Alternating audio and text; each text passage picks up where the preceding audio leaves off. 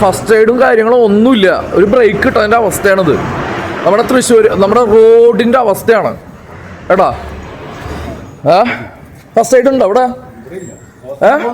അപ്പം എന്നെ സംബന്ധിച്ച് എനിക്ക് തൃശ്ശൂർ എത്തണം. എനിക്ക് പ്രോപ്പർ ടൈമിനും കാര്യങ്ങൾ ചെയ്യണം. എന്താണെന്നുണ്ടെങ്കിൽ ചെയ്യണം.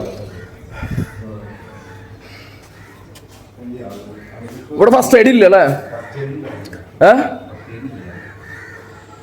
ഫസ്റ്റ് എയ്ഡ് ഇല്ല. എയ്ഡ് ബോക്സ് ഇല്ല. എവിടെയാണ് ഫസ്റ്റ് എയ്ഡ് ബോക്സ് ഇല്ലാത്തത്? KSRTC സ്റ്റാൻഡിലില്ല, KSRTC ബസ്സിലില്ല. ചാലക്കുടി KSRTC ബസ് സ്റ്റാൻഡിൽ വന്നു കഴിഞ്ഞതിന് ശേഷം, എറണാകുളത്തുനിന്ന് ചാലക്കുടി KSRTC ബസ്സിൽ വന്നു കഴിഞ്ഞതിന് ശേഷം ചാലക്കുടിയിൽ നിന്ന് വീണ്ടും തൃശ്ശൂർക്ക് പോകുന്ന റൂട്ട്, അതായത് എറണാകുളത്ത് നിന്ന് തൃശ്ശൂർ വരെയാണ് ഞാൻ ടിക്കറ്റ് എടുത്തിട്ടുള്ളത്.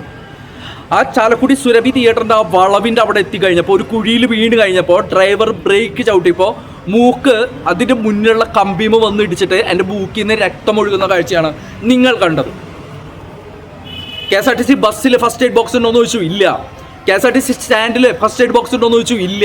ബേസിക് ആയിട്ടുള്ള സർവീസ് പോലും KSRTCന്ന് എനിക്ക് കിട്ടാതെ ചാലക്കുടി തൊട്ട് തൃശ്ശൂർ വരെ യാത്ര ചെയ്യേണ്ടി വന്ന ദുരിതം അനുഭവിച്ച യാത്രക്കാരനാണ്. KSRTCയുടെ സർവീസ് മോശമായതുകൊണ്ട് ഇവിടെ കുഴികൾ നോക്കി വണ്ടി ഓടിപ്പിക്കാനായിട്ട് വാഹനം ഓടിക്കുന്ന ആൾക്കാരെ പരിശീലിപ്പിക്കുന്നില്ല. കാരണം എന്ന് പറഞ്ഞിട്ടുണ്ടെങ്കിൽ ഇവിടുത്തെ കുഴികൾ റോട്ടിലുണ്ടാവുന്നത് ഈ പറയുന്ന മുഹമ്മദ് റിയാസിനെ പോലെയുള്ള മന്ത്രിമാരുടെ കഴിവുകേടാണ്. എനിക്ക് ബേസിക് ആയിട്ടുള്ള ഫസ്റ്റ് സർവീസ് ആയിട്ടുള്ള ഫസ്റ്റ് എയ്ഡ് ബോക്സ് പോലും എനിക്ക് കിട്ടാത്തത് ഇവിടുത്തെ ഗണേഷ് കുമാർ എന്ന് പറയുന്ന മന്ത്രിയുടെ കീഴെ വരുന്ന ഡിപ്പാർട്ട്മെൻറ്റുകൾ പ്രോപ്പറായിട്ട് മാനേജ് ചെയ്യാത്തതുകൊണ്ടാണ്. നിങ്ങൾ കൈകാര്യം ചെയ്യുന്ന മന്ത്രിയായിട്ട് ഇരിക്കുന്ന ആൾക്കാർ മാസം ആകുമ്പോൾ ബസ്സുകൾ പുതിയത് ഇറക്കിയത് പോരാ. സാധാരണക്കാരൻ യാത്ര ചെയ്യുന്ന ബസ്സിൻ്റെ മെയിൻ്റെനൻസ് പ്രോപ്പർ ആക്കണം. ഇവിടുത്തെ റോഡുകൾ നന്നാക്കണം. എന്തായാലും KSRTC സ്റ്റാൻഡിൽ ഞാനൊരു കംപ്ലയിൻറ്റ് കൊടുത്തിട്ടുണ്ട്.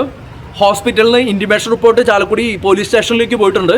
എന്താണ് പ്രോപ്പറായിട്ടുള്ള സർവീസ് എന്നുള്ളത് നമുക്കൊന്ന് ചെക്ക് ചെയ്ത് നോക്കാം. ജനങ്ങളുടെ വോട്ട് വാങ്ങി ജനങ്ങളോട് വോട്ട് തെണ്ടി ജയിച്ചിട്ടുള്ള ഇവർക്ക് ജനങ്ങളോടുള്ള പ്രതിബദ്ധതയില്ലായ്മയാണ് ഞാൻ അനുഭവിച്ച ചൂഷണം. KSRTC ബസ് സ്റ്റാൻഡിലും ഒരു കംപ്ലയിൻറ്റ് കൊടുത്തിട്ടുണ്ട്. അതേപോലെ തന്നെ ഗവൺമെൻറ് ഹോസ്പിറ്റല് തൃശ്ശൂർ ഗവൺമെൻറ് ഹോസ്പിറ്റലിൽ വന്നു കഴിഞ്ഞപ്പോൾ അവിടുന്ന് ഒരു ഇൻറ്റിമേഷൻ റിപ്പോർട്ട് പോയിട്ട് ചാലക്കുടി സ്റ്റേഷനിൽ എന്തായാലും വിളിച്ചിട്ടുണ്ട്.